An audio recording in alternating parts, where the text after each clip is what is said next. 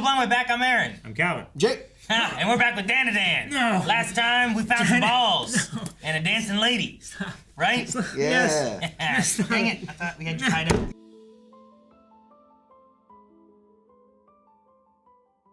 Can we go back to the funeral and just pause on that? What are you looking for? I just wanted to make sure I was understanding that the yokai's not her actual mom, but... Yeah. No. So like I said, like it being kind of like this crazy spirit. Like a surrogate. Yeah, the spirit kind of doesn't remember everything. Yeah. But there in that moment there when she's kind of standing there, she's like, I forgot something. And I think they use that image, that picture with the blood over it where it's like, there was a daughter. I can't see her face. Yeah. This daughter called me mommy. I will protect this little girl who I now know the name of. Yeah. And she just took over the idea of, that's my daughter. Yeah. So. And it's a daughter that lost her mom, so she had attributed that to being her. Yeah, and she'd been following her around trying to protect her and stuff. And then ever since that moment. Ira got power, she was able to start seeing that be there. But, yeah.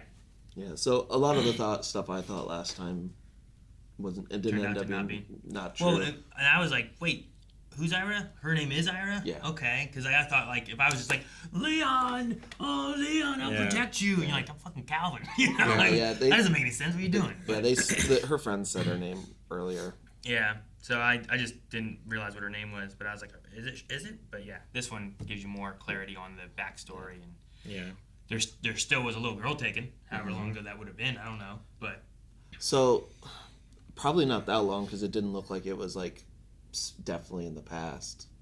We have a young Ira being found. I was going to say, so it's been probably 10 or 12 years. There's at least that amount of time. The one question is, like, from her death to her meeting Ira. Oh, yeah, sorry, that's what I was talking about. Yeah. Yeah, that's what I meant. Sorry. Yeah, I don't know how long there was between that. Yeah. Like, did she die and immediately that happened? Or did she die and, like, she was kind of waiting around for years? You know, I don't know. But at least the Ira growing up, there's at least that many years in between. Yeah, for sure that. Yeah. Sorry, I'm distracted by, what the fuck was this? Dude, I didn't This show's about goddamn dicks and balls. And they went and hit us in an emotional dick. She got emotionally dick punched. I didn't like either one of those characters. You know what I mean? Like, I didn't like Ira. I had no sympathy for them. I didn't care for this yokai ghost lady. Like, and then like that was a very like that moment there when she's like selflessly being like, save my daughter. Take my aura. Like, it's not really her daughter, but she wasn't able to save her daughter before, and now she can save her daughter. Yeah. And both times at the cost of her life. Yeah. You know? So, like, I like that. And then when she's like, I don't know, you won't eat her, so she just breaks her jaw. Yeah. She just rips her jaw down to her throat. Yeah. Looking like a monster from Beetlejuice. Well, she kind of looked like how Turbo Granny did, remember at the very end of the episode, she transformed her, like, holy shit, how big is her mouth? It was kind of like that. Yeah, that's right. But no, that whole moment there was much more than I was expecting it to go into. Yeah. I thought we were going to have to fight this yokai and do all that. Yeah. And then we never she was dead. I'm like, oh man, she's dead? What happens? You know? I didn't know if they were going to do a thing where it's like, hey, give her CPR, and she comes back, and he's like giving her CPR, and that was a weird triangle of, you know, like, I didn't know what he was going to do. I didn't think he was going to do that and be all sad. Yeah. Make fucking onion ninjas doing show up out of nowhere. The second that we started with the first person view of the episode, I was like, oh, we're going to do something, but I still didn't think we were going to have a whole flashback. Yeah. Half of the episode. Well, and I didn't think... I don't want to downsell the show, but we haven't had, like, really an emotional moment really put in the show. Like, not like that, no. We've talked about, like, how well it's written in terms of, like, the romance between these two main characters. Sure. But, you know, this is a different beast entirely, and I wasn't ready for how well it can do that in a quick time. Switch it up. Yeah. It's, in a world where we're dealing with psychic ghost stuff, like, a lot of the ideas of ghosts are tragedy. Either unfinished business or some kind of like tragic story, having some kind of like just, you know, you want a weird monster rage ghost, like that's the kind of story you have where like daughter's taken. That rage has to come from somewhere. Yeah. And I like that the creature, the yokai, says my rage and sorrow turned me into a monster. Like she notices that, realizes that. Yeah. I also I keep saying it, but I really like all the like choices they use, how they use color. I'm guessing, did they say, but kids are more likely, I know a lot of times in like supernatural media, kids are more likely to see... Kids have a different connection to supernatural things, Sometimes and it slowly can notice, but and it slowly goes away. Don't have it. So it like her dad in that scene was like pure white. He didn't really have any color to her, and she had color, and that kind of like, to me, that makes it seem like that's the way that like, as she was dead and as a lost spirit, the rest of the world is white and can't see her, but this little girl who is still in color could.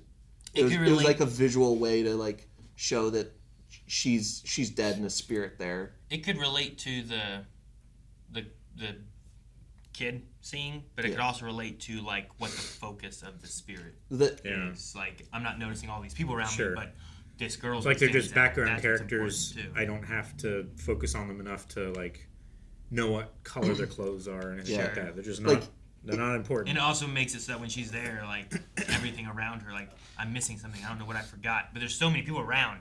But this is what you're going to focus on. Yeah. Like, as a storytelling aspect from her perception, that makes sense. But as a way to, like, inform us from a third, like, meta sense of you can use color in that way to let us know that these people aren't, like, able to see her without really saying it.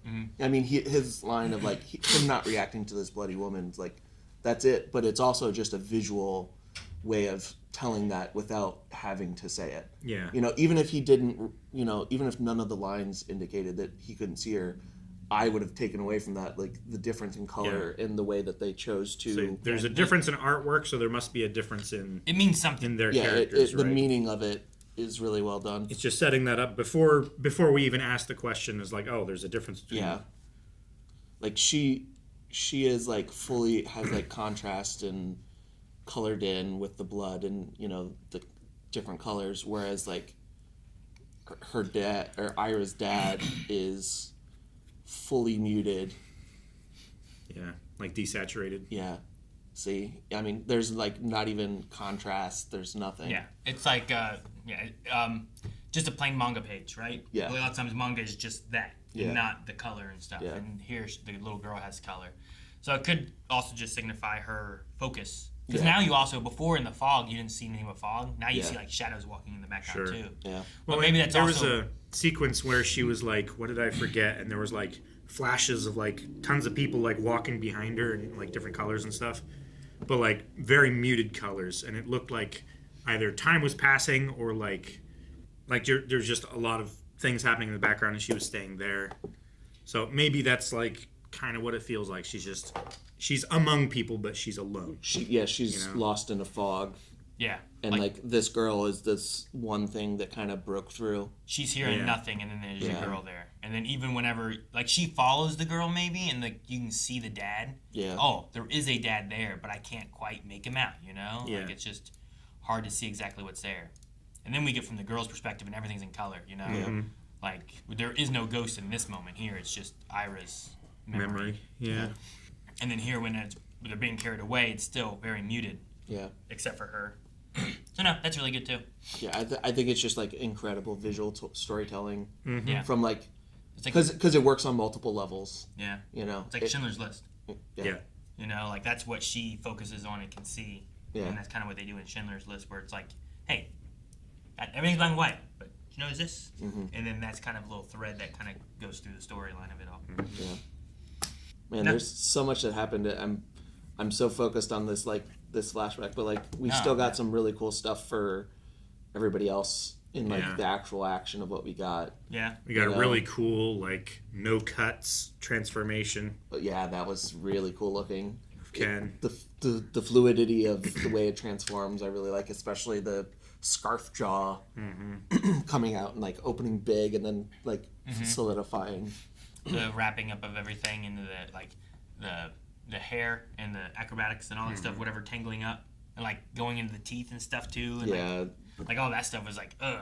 Yeah. It was, Yeah, it's really like freaky and like disturbing in a way that you would expect, a yokai to make you feel. Yeah. Yeah. And now we have one Uno. ball. One nut One nut. to rule them all. So we need to find the other. Yeah. I mean, Assuming that he had 2 to start with. I take it. One nut is better than no nuts. Yeah. You know what I mean? Now, is he gonna get like, if he gets that back fully, is he gonna get like a Power boost or something. power boost because it's I don't know. full of vitality, like life force? And because it was strong enough to awaken psychic powers in Aira enough, something. Speaking of awakening psychic powers, like, I think she's going to have access to Abilities now. abilities You think the now yokai's just aura because of the will- aura. Yeah. Yeah.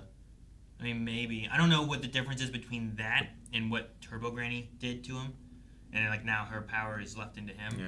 Also, What Granny had said, like, if that's all you can do with my power, like, there's a lot more he can do. It's just understanding what he has and what he can do. well, with it, and you know? and what it's kind of like an MHA situation where he has so much power, but his body can't handle it. Yeah. You know, because he keeps talking about I can do this once or twice, but like my body's breaking apart doing it. Sure. So getting him to the point where he can harness that much power is going to be something that we slowly work on. Same with unlocking the depths of Momo's psychic ability, because a couple episodes her grandma talked about her not being able to use it all Well, So- just from, like, the first couple episodes to now. the last episode, like, she can now use her psychic powers on things that she can't see. Yeah. She used to have line of sight on Ken Yeah. to keep the power contained. Yeah. And then she- focus on the heart. Yeah. Yeah, and, CPR with the heart, I thought was kind of a cool That thing. was Yeah. a cool idea. Yeah. Like, you don't have to then, like, crush their rib cage. You Yeah. can just, Yeah. you know, that's great. Just manipulate it directly. Yeah. yeah, because like because if that's the case, she can see individual aura, like not just because before she was able to follow Turbo Granny as a cat through a wall, and that's impressive. But being able to differentiate where the heart is inside of the body, that supposedly the person would have all the same aura, but she's able to find the heart to and be precise enough to not crush it and massage it enough back to beating is, small little increments that she's getting better at using her powers. It's really fun to see. Yeah. And she could do it all while tied up. Which she said she doesn't have as much control when she was tied up. Yeah, true. I wonder what the future with Aira is now. Is that all we get with her, or is now that she has? I mean, if she does have powers, that's the thing we'll have to see next is if she I has was powers or just not. going to say, Yeah. she's probably going to join the occult group. Yeah. Like, I want to talk about aliens. I want to talk about ghosts. Yeah. Yeah, now she knows the truth, right? Yeah. Yeah. It could be open a whole new world for her, and now there's someone else like on the team, maybe. Yeah. Can you help me find my other nut? A Yep. whole brand I new. need another one of these. Okay, look, you've been holding on to my balls for a while. I need you to help me find the other one. Yeah. Like, what do you say to that? It looks like this. Guys, thank you so much for watching Dandadan with us. We will be back next week with another episode, so make sure you subscribe. It's been a lot of fun. If you haven't checked out our website, blindweb.com, there's also full length for this and many other things that we cover here on the channel, as well as early access for a lot of stuff as well, up to 4 weeks. I'll check it out, blindweb.com.